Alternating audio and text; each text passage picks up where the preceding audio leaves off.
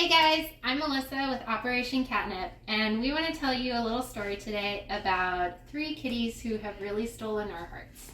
Welcome to the Wound Ward.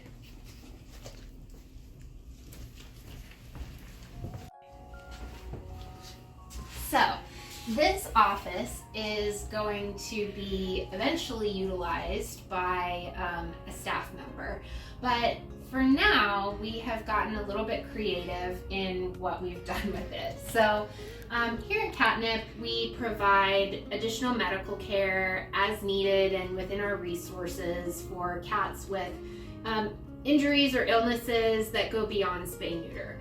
And in the case of these three cats, all of them have some kind of a wound that required additional care. And it's always our first choice to return the cats to the caregivers and see if they can house and treat them. The cats are usually very comfortable with their caregivers, and they may have better setups for them, but there are cases sometimes where the caregivers can't house them, or maybe the cats are really feral and they don't have the right setup to house them appropriately without it being a safety risk or the cat might escape. These guys are not feral, but in each of their stories, for whatever reason, they're here with Catnip. So I wanted to introduce each of them to you and talk to you a little bit about how they came to be here and what we're doing with them, and just this amazing relationship that has been built between the three of them. So the first cat that we came in contact with was Reuben. He is a cat who found himself at, Putnam County Animal Services. And he was a patient at VCOP, which is one of the rotations that the UF Vet School has for the students. And he was a patient there at their clinic, and they found that he had this wound and it wasn't healing very well. And the shelter said that they were really struggling to treat him, that he wasn't particularly friendly in a kennel. And they had a lot of issues getting him to take his medication. And so the staff at VCOP asked us if we would take over his care and ultimately find him an outcome through our working cat program, which we were very happy to do. You can see that Reuben, which is his name, Reuben is timid and shy. When you first approach him, he kind of cowers a little bit. Maybe someone wasn't very nice to him in the past. He's got a lot of scars on his body. You can kind of see here the fur loss that he has. And part of that may be from fighting with other cats. We know that unaltered males will fight pretty aggressively with each other. And so that's why it's so important to neuter males and spay females, because they're fighting over girls and they're fighting for territory. And so when we neuter them, we reduce that risk of them wanting to fight and getting these kinds of injuries. So in this case, and you can't really see it because Mr. Reuben has a bandage over his leg, but he has this big wound on his leg and we've been treating it, and he's so good with his donut. And we found that when he was out of the shelter and he was here in our facility in a kennel, he was very easy for us to handle and treat. If you go very slow, he figures out that you're not there to hurt him, you're there to help, and he gets really sweet about it. And then we ended up having another patient who is this little guy right here. We have actually named him Poboy, to go with our sandwich theme, Reuben and Poboy. And Poboy has what are probably chemical burns around his neck and kind of along the top of his shoulders and on his chest. And it's a really, really severe injury. We don't know how it happened. The person who brought him is actually a regular trapper of ours. And she'd never seen him before. He just kind of showed up on her property with these wounds. And he has to wear this big bandage because the skin condition is very itchy and it really bothers him.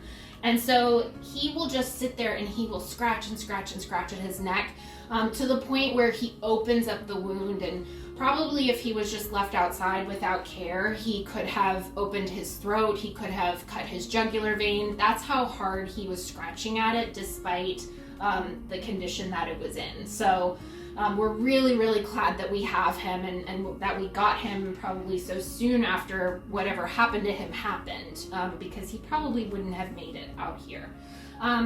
But we were bandaging him up, and he and Reuben were in the same room, and we bandaged him up on a table kind of in front of Reuben, and Reuben started coming up to the front of the kennel, and he was chirping and he was making little noises, and Poboy was kind of responding back and moving towards him, and we thought, oh my gosh, well, they're probably going to be with us for a while because both of them have these very severe wounds.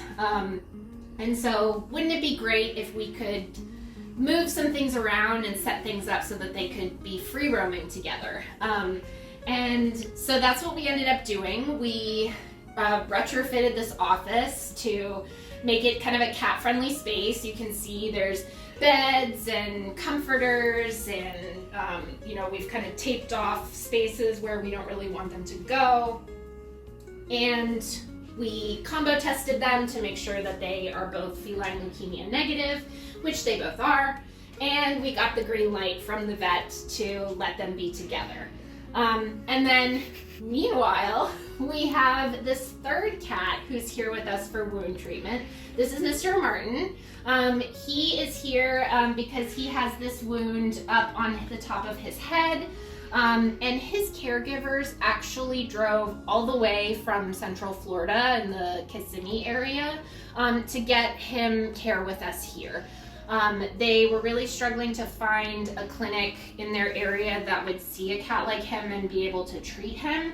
And so they did get him emergency services and got him when he was really critical and in need of that care, which is amazing. But ultimately he needed, he needed housing, he needed treatment, and they asked us for help. And so we were happy to do that. And then he started chirping.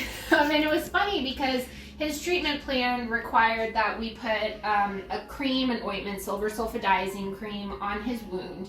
And he was always kind of hiding in the back of the kennel, didn't really want to interact with us. And we could sort of reach in there and get the medication on the top of his head, but it was a little hard. He wasn't really that interested in us people. But again, we had 3 kennels in the same room. They're all kind of picking up each other's vibes. And the boys, I guess, gave him confidence because he started coming up to the front of the kennel with us and he was interacting with us.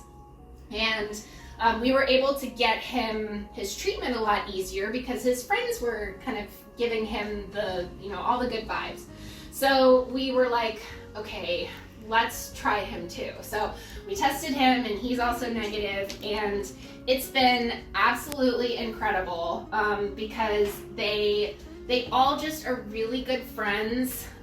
They really love each other, and we're treating them and giving them a little bit more even than what we even thought was possible. There's a lot to be said about the stress level of cats when you're confining them for medical care. If you have a really feral cat and they have an injury or an illness, part of their healing process involves keeping them low stress. And sometimes the stress of confining them in a small space can outweigh the benefit of the treatment that you're giving them. And so it's really important when we consider treatment plans to think, what is this cat's temperament and how is it going to respond to treatment? And is that treatment going to benefit them despite the stress that they may undergo? And so we know that these guys are helped immeasurably, not just by our medication that we're giving them and the treatment that we're giving them, but because of the way that we have now been able to house them and put them together. And that has a lot to do with just the magic of these 3 cats. We don't just want to put cats together that don't know each other, but It was just really, really incredible to see these 3 unknown boys. They've never met. They didn't have any kind of previous relationship, and now they're best friends. They just absolutely love each other. This cat, who we could barely handle, I don't know if you can see this, maybe Autumn can kind of zoom in a little bit. Hey buddy, he lets us pet him, and we were able to put these little nails, the sparkly blue nails, on his back paws so that he doesn't scratch his wound anymore. And this is, again, a cat that we were barely able to touch a few weeks ago, just because he was so nervous and scared. And Mr. Poboy also has very fancy nails. He's got these blue and yellow ones. We need to put some more on this foot too. But these are very sweet kitties that just absolutely love each other.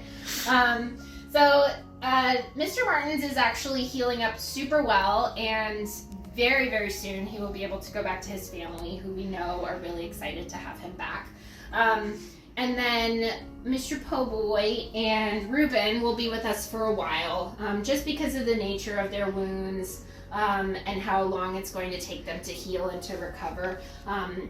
Poboy just had his bandage changed, but you can kind of see here, you know, it's just a really, really terrible wound. We're so, so glad that his trapper was able to get him to us, because he's a really good boy. He really hates his bandage. Every time we put his bandage on at first, he acts very helpless, but once he's kind of done his little stretchies and adjusted himself a little bit, he walks around with his brothers. So please keep an eye on our social media. We will probably be posting lots of updates of these guys. They're just too cute. My phone is just completely full of videos and pictures, and today one of the techs came into my office and was like, you gotta see this video where Reuben was sedated today to get a good look at his leg, and we put him down, and Mr. Martins came over and immediately just started biscuiting right next to him. It was very, very sweet. So much love happening in this room and here at Catnip. We really appreciate your support. Upcoming events, we've got the Amazing Give on April 24th, which is our biggest fundraiser of the year. And then we also have our big 100,000 Cat Alumni Clinic on July 12th. Both of those things are going to be huge events for us here at Catnip. We're going to be raising funds to support our Spay Neuter program and our critical care program, which is the reason why we can help these cats. Thank you so much for visiting our wound ward, and keep an eye on our social media for updates.